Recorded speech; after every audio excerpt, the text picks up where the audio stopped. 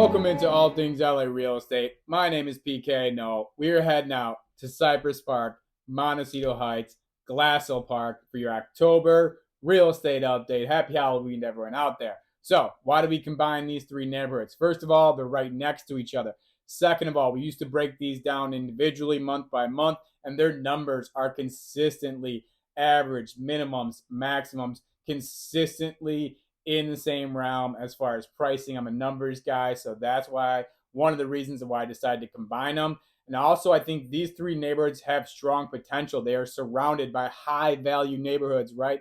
Silver Lake, Los Feliz, Atwater, Glendale, Highland Park, Eagle Rock, Mount Washington. They're the next neighborhoods to pop. It's either them or El Sereno, or maybe somewhere farther out east, San Gabriel, Monterey Park, Alhambra, things like that. But I love these three neighborhoods. And I think the other thing that I focus in on outside of the numbers is three metrics: schools, crime, commercial, right? So they're very similar in those three areas. You got to have good schools, you got to have low crime, and you got to see some commercial development. We need to see the restaurants come in, the Starbucks come in, put a Target in there, right? And those are the type of things that really boost up a real estate market in Los Angeles. And it's how we can go from being an average of $1.1 million sale to getting up to where Eagle Rock is at 1.3 or even higher to 1.7 like Silver Lake. So keeping our eye on these three neighborhoods. We're going to break down everything you need to know, current, month over month, year over year. End of the video, I'm going to break down a few homes that have caught my eye as I try and find you some value in the neighborhood. Let's go. Jumping into the neighborhoods, we're going to see what's happening currently with the real estate market. Unfortunately, we're starting to get hit with some of the circumstances around the real estate industry, right? We have high rates, low inventory, and home prices have stayed extremely high even after the huge boost we saw in 2021. So our inventory is extremely low, and we're starting to see those effects in Cypress Park, Montecito Heights, and Glassell Park. But maybe that means there's some opportunities if you're a home buyer trying to get into these neighborhoods. I know many people who live in these neighborhoods, and they actually do love it. So there's some opportunities there. They focus on the big three: the schools, the crime, the commercial, and you might have a good value play long term with these homes. But we have 24 homes available for sale in these neighborhoods right now. 13 of the 24 homes have seen price drops. 54%. I'm going to tell you exactly what shows us why that's happened here in just a moment, but that's the highest on the east side as far as price drops. So before you get extremely overwhelmed, price drops are usually a red flag. Mispriced, something drastically wrong with the house, but that's not the market that we live in right now. We live in a market where rates are so high that there's just not the buyer demand. So people are having to drop the price because they want to move on from their home. 54% is the highest, but most neighborhoods are seeing 30.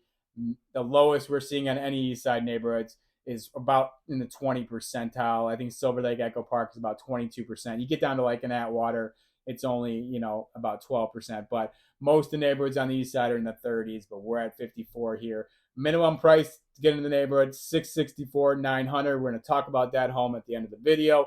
Maximum, we're familiar with this house, $1.799 million. Average home sale price available for sale is 1.151, 545. That's both those numbers are the lowest we've seen in months. Things are just kind of slowing. Days on market, here it is. We've been watching this number. I've been telling you guys consistently. I talk about this continually in all of my markets. It's that 60-day mark. That is the golden number. We're at 67 days on average. We saw 48, 45, and I'm like, hey, we're keeping our eye on this number. If it jumps to 60, price drops are coming, and that's exactly what happened. We got the 67 days now, and the price drops came because essentially, if you're a home seller, you put your home onto the market, you do not have the anticipation that you're going to have to wait 2 months to get an offer, right? So once that 2-month mark happens, that real estate agent has that tough conversation with the home seller. And some of the marketing needs to be improved. There needs to be more kind of input from the real estate agent side of things. But the only move outside of some, expressed extra marketing, is to lower the price to try and entice in some new buyers, a different category of buyers. So that's why we're at 54%. As we get to 67, If that number continues to trickle higher, winter months are always a little bit slower.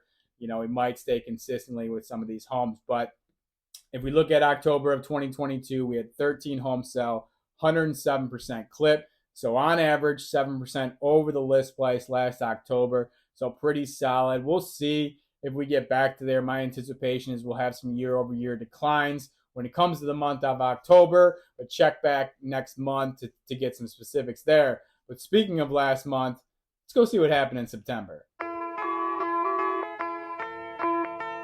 Taking a look at September, I always like to bring up last month. Obviously, when you're projecting with real estate, the long-term stuff is very important. But if you're a home buyer right now, you need to know exactly what's happening most recently, because that's what's most relevant to you if you're out making offers. And last month in the neighborhoods, all three neighborhoods combined, we only had 8 homes sell at 101% clip. We went from 19 in August to only 8 in the 3 neighborhoods for September. That is an over 50% decline month over month as far as sales go.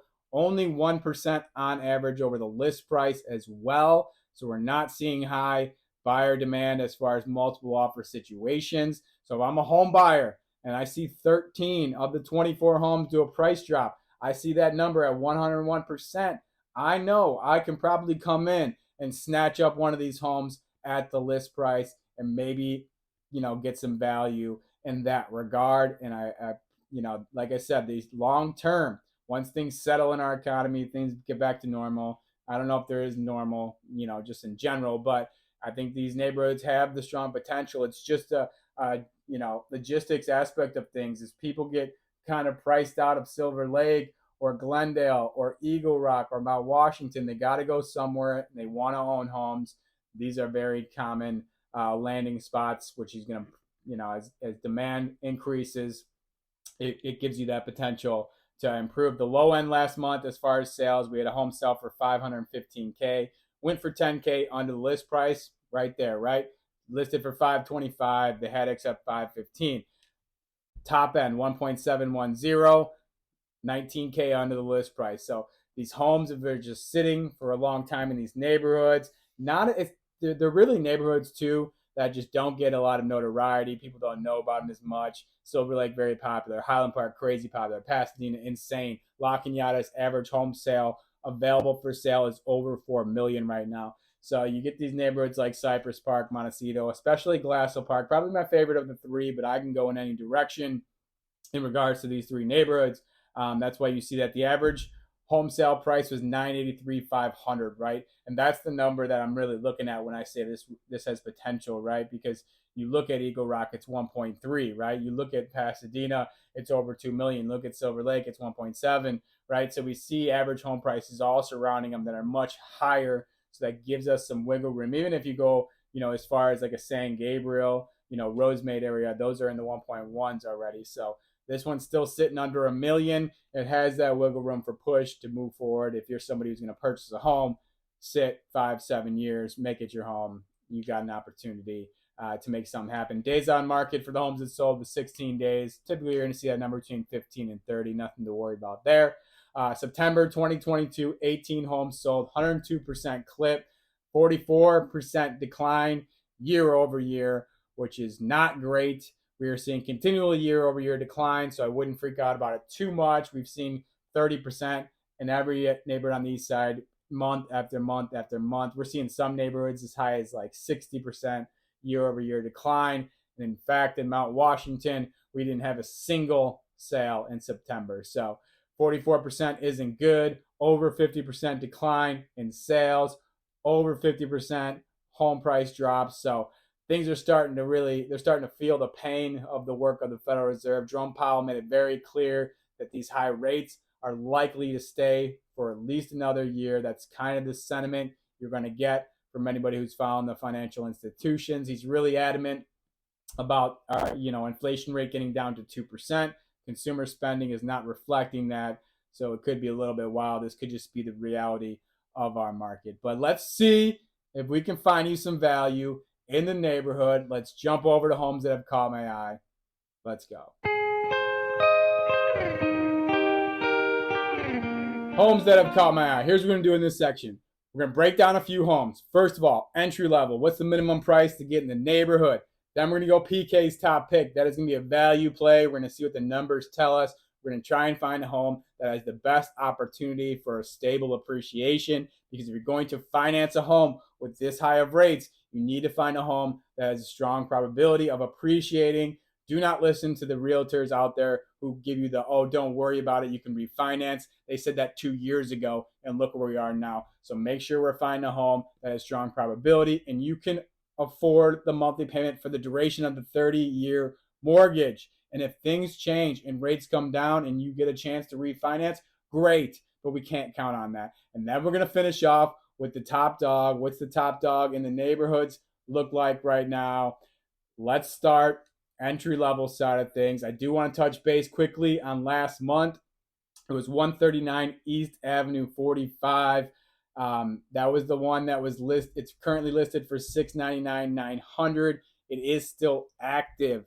It had 105K price drop since our last video. We were not happy with the work being done on this home because it had no pictures, showed an exterior picture, and that was it. Well, they have changed the game. They are now up to 3 pictures. Incredible work. But we're going to move forward to the next bottom dog right now. We're going to head out to Montecito Heights, 4368 Latona Avenue, 2 bedrooms, 1 bath, 771 square feet, listed for $675K, $875 per square foot. Want that number a little bit lower on the $675K range, but I'm fine with it. It's good. 3748 the lot. That's pretty average. It does sit in a cul-de-sac. You got to be careful with cul-de-sacs. If you're somebody who's came from a suburban, maybe in the Midwest like myself, when I see cul-de-sac, I think of big open areas, but cul-de-sac on the east side is usually a skinny street that just dead ends. There's not a lot of cul-de in the sac, but you got to check that one out for sure. The comps here, 2-1, 1,024, sold for 825 in the neighborhood. So a little bit bigger, about 300 square feet more. But it was listed, for 150K over where we're at. So we'll see what this one does. At best, I'd say maybe 750 is kind of the top end as far as the value for this home, but sits in Montecito Heights, might be a good value play for somebody who's, maybe qualified for 750K, 800, and you want to get into home ownership and start things moving in the right direction. I'll keep you updated next month for where this bottom dog on Latona goes. Let's jump over to PK's top pick. I did want to mention last month's Glassell Park, 3810 Lavelle Drive. That was the one that was listed for $1.39 million. It is still active. It did need some work. What we loved about that home is every other home in that direct neighborhood was selling for between 1.6 and 2.1. We're listed for 1.39. They did have a price drop, so it was 1.49 when I talked about it. But go back to the September real estate update for Cypress, Montecito, and Glassell. If you want to take a look at that home, because there's still some value there. You have to come in and do improvements to the home, but you got 3 to 800K in kind of wiggle room as far as the other, nice places in the neighborhood. But we're going to switch over this month to 3841 Cazador Street, 3 bedrooms, 4 baths, 2033 square feet, listed for 1.398. So a little bit high for the neighborhoods here. $687 per square foot. Love that number, especially in the $1.4 range. 4751 is the lot size. It's pretty good.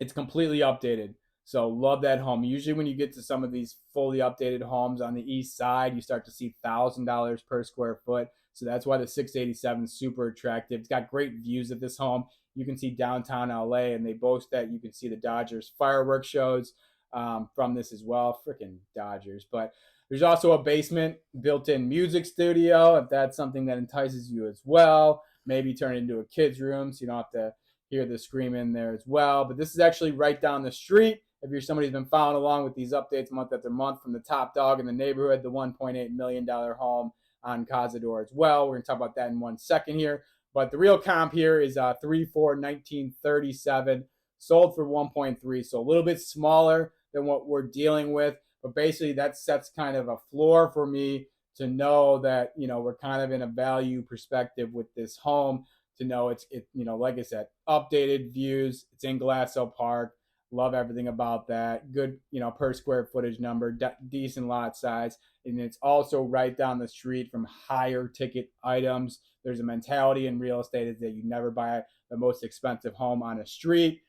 There's some holes in that argument, but that there's stability within the neighborhood. But let's finish off with the top dog. Let me get 3851 Cazador, that top dog, out of the way. Go back to the September real estate update if you want to see the $1.799 million home, because it is still active. When I went over it was 1.868.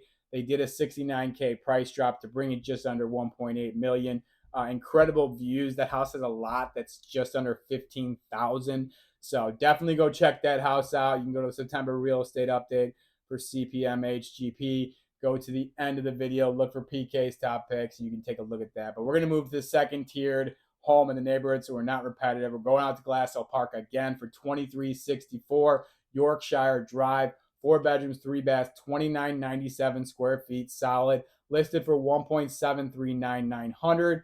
Has a 10,100 price drop, so they put it at 1.75. Did not get the offers that they wanted.